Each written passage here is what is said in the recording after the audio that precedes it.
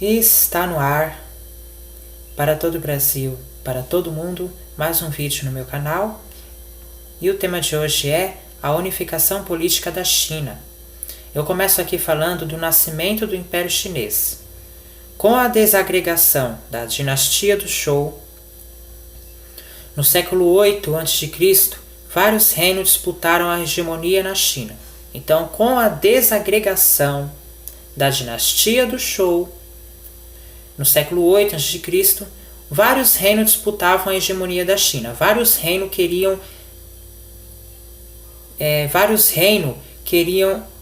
a hegemonia da China. Queriam o poder, né? O reino do Qin conseguiu derrotar os rivais e progressivamente assumiu o controle do território até unificá-lo no século III a.C. O príncipe Zheng foi coroado o primeiro imperador da China, assumindo o nome de Shi Huangdi. Com a unificação da China, surgiram novas relações de poder. Durante a dinastia Zhou, por exemplo, o governante doava terras para uma camada de nobre em troca de serviço prestado. Já a dinastia Qin se apoiava numa burocracia centralizada formada por funcionários leais e educados. A burocracia era responsável por controlar os trabalhos agrícola e estocagem e distribuição de cereais, por gerir a mão de obra para as grandes construções e aplicar recompensas ou punições, garantindo a obediência ao novo poder. Por volta do século V a.C., houve transformações econômicas e sociais. Então, por volta do século V a.C., ocorreu na China transformações econômica e social, que resultou no quê? A sociedade chinesa, nesse período, ela passou a usar armas e utensílios de ferro, que antes não era. Era apenas feitos de pedra e feitos de bronze. Ou era feito de pedra ou era feito de bronze, né? Anteriormente. Inovações técnicas e o recurso à atração animal permitiram melhorar a produção agrícola e ampliar as áreas de cultivo. Ocorreu uma padronização de moeda e de pesos e medida. Por fim, a população cresceu e floresceram as atividades comerciais e industriais.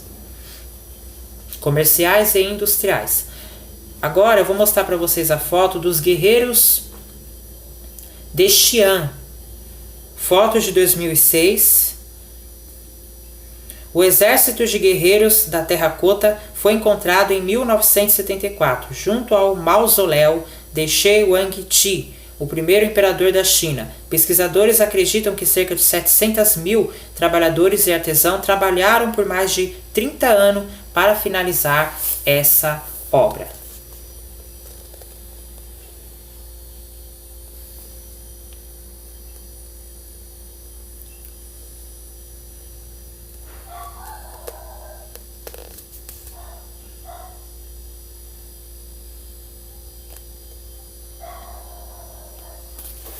Viu aí, pessoal? Agora eu vou falar da muralha da China. Uma das grandes obras do Qin foi o início da construção da muralha da China. Qual foi o objetivo? Para que e por que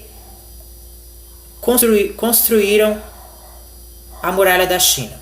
A muralha da China, ela foi construída com o objetivo de defender o império dos ataques de povos nômades que vinha do norte, como os Manchus. Em troca de ajuda na defesa do território, o governo imperial concedia terras e benefício aos povos fronteiriços, devido ao contato constante com funcionários e comerciantes chineses. Muitos desses povos já haviam sido integrados à cultura chinesa, adotando seus hábitos e sua língua. Essa estratégia de defesa funcionou por cerca de 1000 anos, né? mantendo a integridade do Império Chinês, que pode ser considerado o estado centralizado mais duradouro da história. A Muralha da China, ao contrário do que se acredita, não é uma construção única, mas a soma de diversas muralhas destruída e reconstruída ao longo do tempo. Pesquisas recentes, feitas a partir de imagens de satélite, descobriram que a muralha ocupa uma extensão bem maior do que se acreditava, totalizando mais de 8.000 quilômetros de extensão, envolvendo diferentes regiões da China. Então, a Muralha da China,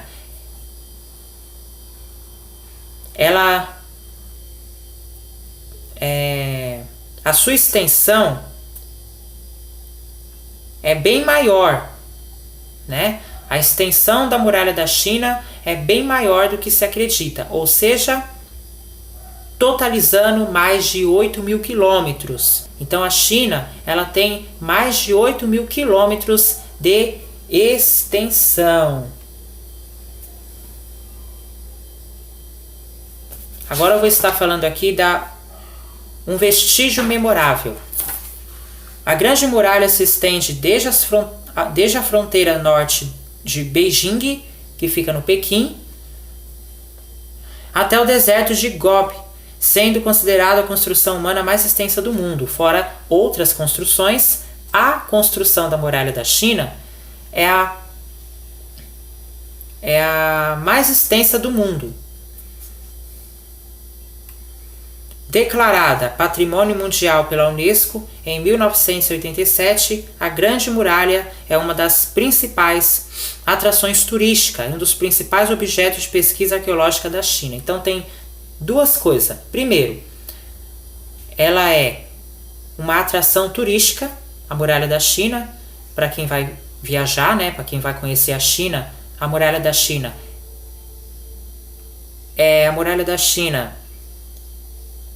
ela é uma das principais atrações e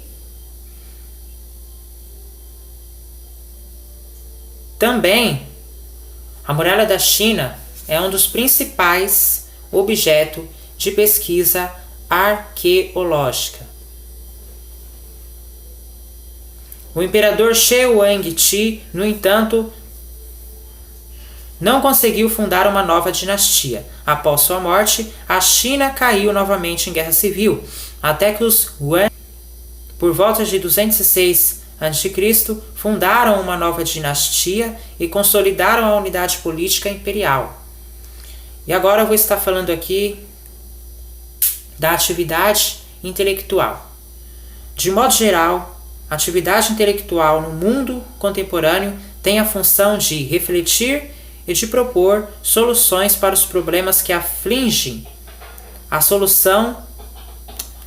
Então, a atividade intelectual no mundo contemporâneo, ela tem como função refletir e propor soluções para os problemas que afligem a sociedade e interferem na vida das pessoas. Tradicionalmente, parte desses profissionais é incorporado às atividades do Estado e passa a desempenhar funções públicas. Na China, o intelectual também assumia esse papel. O desenvolvimento das cidades, a difusão da escrita e o aparecimento de uma elite de funcionários letrados durante os últimos séculos da dinastia Zhou favoreceram o surgimento de um pensamento político e moral na China, vivendo num período de guerra e insegurança. As diferentes formas de pensamento que se desenvolveram nessa época procuravam explicar o lugar da vida humana na ordem cósmica e oferecer um caminho para a economia, para a harmonia social.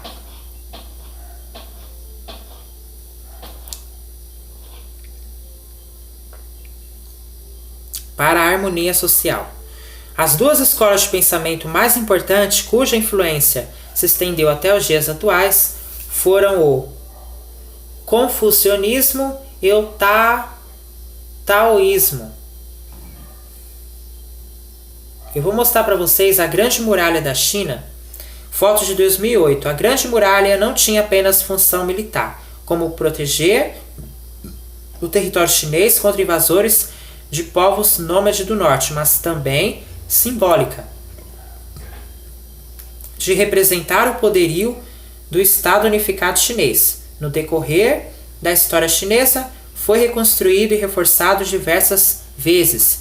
Ao ser concluída no século XV, durante a dinastia Ming, ou é Ming ou é Mang, tá? Eu não sei falar muito bem, mas é M-I-N-G.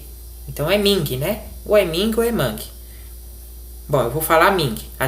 Durante a dinastia Ming, a muralha atingia quase 7.000 quilômetros de extensão. Agora sim vocês vão conhecer a muralha da China.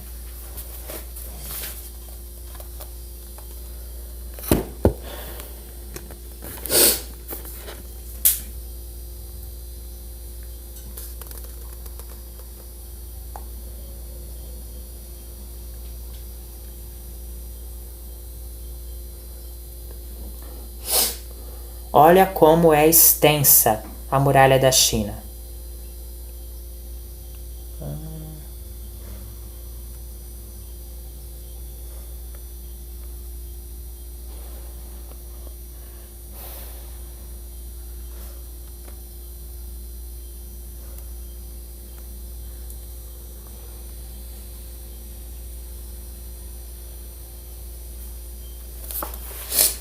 Viu aí, pessoal? Então agora eu vou estar falando do confucionismo. Segundo Confúcio, 551, aproximadamente 479 a.C., a harmonia social poderia ser alcançada por meio de uma reforma moral e política da sociedade, efetuada por líderes conscientes e por um corpo de servidores educado. O governo deveria ser exercido, portanto, por homens nobres e virtuosos. A atenção dedicada ao funcionamento da sociedade levou a Confúcio a abandonar os questionamentos sobre o céu e sobre a vida após a morte. Considerava importante a existência concreta de cada um, tal como vivida no tempo presente. Então, Confúcio ele vai abandonar o questionamento sobre céu e inferno, ou sobre céu e a vida após a morte. E ele vai se dedicar ao funcionamento da sociedade, né?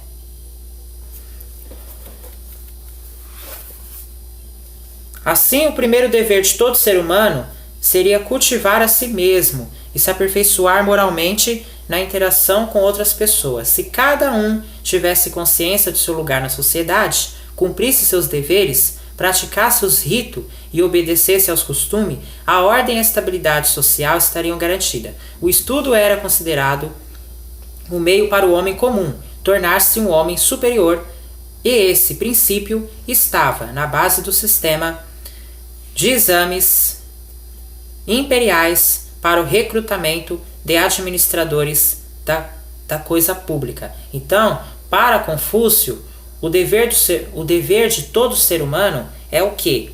Se cultivar a si mesmo, né? E se cada um, como Confúcio fala, se cada um tivesse consciência do seu lugar na sociedade, cumprisse os seus deveres, praticasse os ritos e obedecesse aos costumes, à ordem e à social, a ordem e a estabilidade social estaria garantida,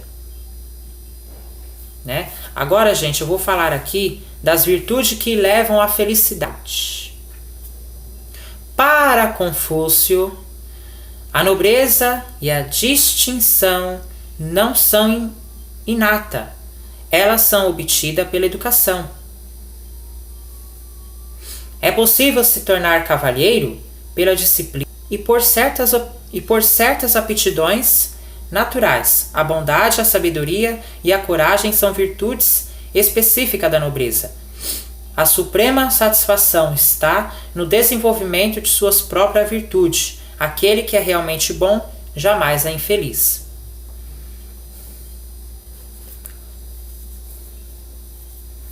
Entretanto, a verdadeira carreira para um cavalheiro é a de governar. Para Confúcio, como para Platão, a arte de governar é o único meio de assegurar a paz. O único meio de assegurar a paz, né? E a felicidade. A paz e a felicidade do maior número. Mas a arte de governar, assim como qualquer outro ofício, comportamento ou ato significativo, é o resultado de uma instrução de tipo religioso. Ele venerava os heróis, civilizadores e os grandes reis da dinastia Shou. Eles eram seus modelos exemplares. Transmiti o que me ensinaram sem colocar nada de meu. Fui fiel aos antigos e os amei. Alguns decifraram nessas declarações a nostalgia de uma época irremediavelmente terminada e, contudo, revalorizando a função do comportamento público. Confúcio inaugurou uma via nova. Ele mostrou a necessidade e a possibilidade de recuperar a dimensão religiosa do trabalho secular e da atividade social.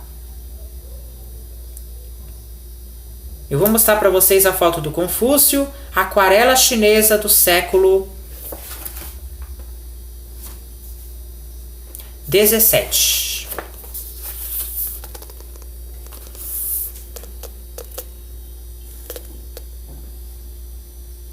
Esse que você está vendo agora é o Confúcio.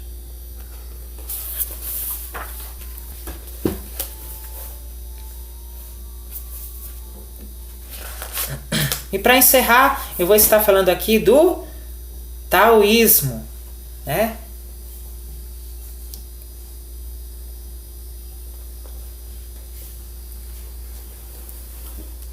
Taoísmo. Bom, vamos lá. Lao Tse, que viveu no século 6 a.C., eu ia levantar, só que eu não vou levantar mais não. Costuma ser considerado o fundador do taoísmo, um pensamento que buscou restaurar a harmonia entre o homem e a natureza. Então, taoísmo se refere ao quê? É um pensamento que buscou restaurar a harmonia entre o homem e a natureza, ok? Por meio de práticas meditativas, que é o yoga, e mística. O taoísmo valorizava o mundo interior e defendia o retiro do indivíduo do convívio social para poder viver em contato direto com a natureza, diferentemente do confucionismo, que se preocupava com as atividades política e social da China. Segundo o taoísmo, o universo seria constituído por uma série de formas que se alternam numa ordem cíclica. Essas formas seriam manifestações de dois princípios ao mesmo tempo opostos complementares, o Yin e o Yang.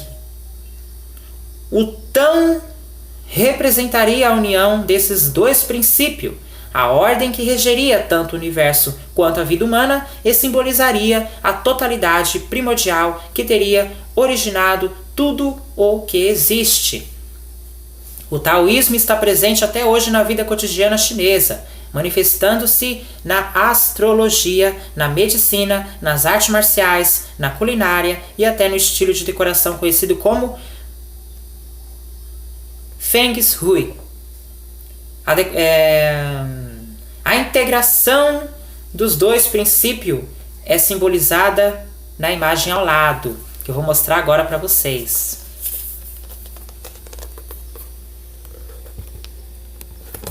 Esse aqui onde está o meu dedo, ó, é o símbolo do taoísmo.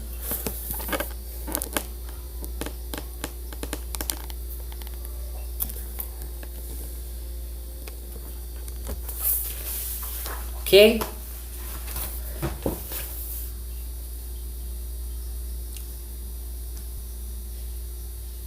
Os elementos desse quadro que eu vou estar lendo agora expressam a dualidade e a complementaridade entre o Yin e o Yang. O Yin é a terra, já o Yang é o céu. O Yin é o frio e para o Yang é o calor. Para o Yin é o inverno, para o Yang é o verão. Para o Yin é a lua, para o Yang é o sol. Pro Yin é a obscuridade. Pro Yin é a obscuridade. E pro Yang é a claridade. Pro Yin é a sombra. E pro Yang é a luz.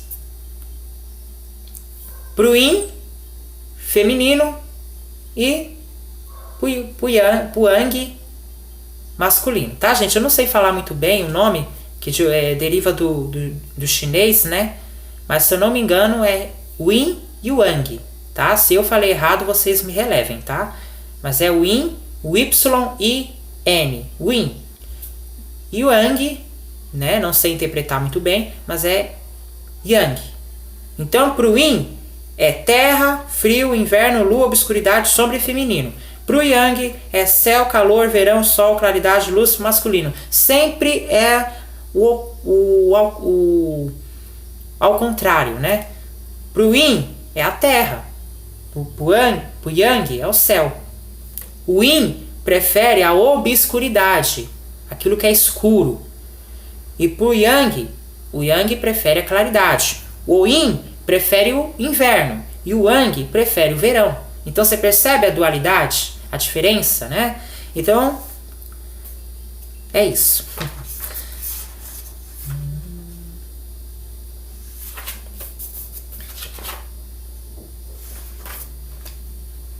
Então é isso, pessoal. Esse foi o tema de hoje. Espero que vocês tenham gostado, né? Muito obrigado pela sua companhia. Você que está me assistindo agora, já deixa seu like, né? E não esqueça de se inscrever no meu canal. Você que não é inscrito, ativa o sininho para receber todas as notificações. E até logo. Tchau.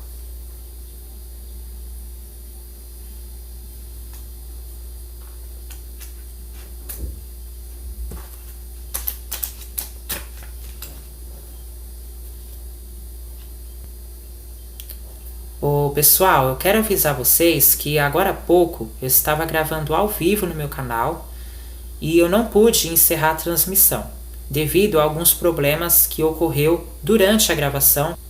Não foi possível de eu dar sequência, mas não tem problema, né?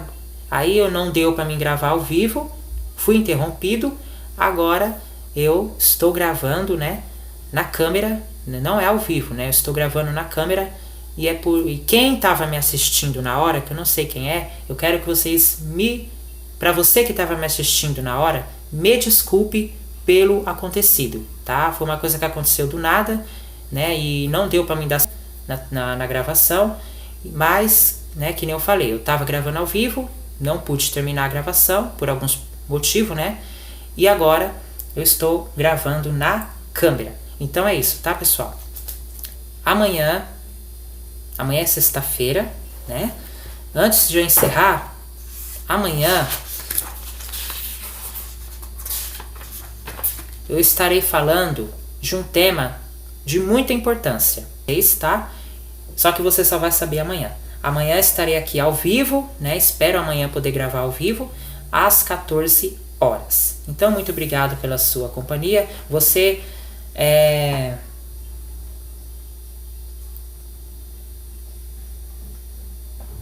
Amanhã eu te espero, hein? Às 14 horas. Tchau, fiquem com Deus.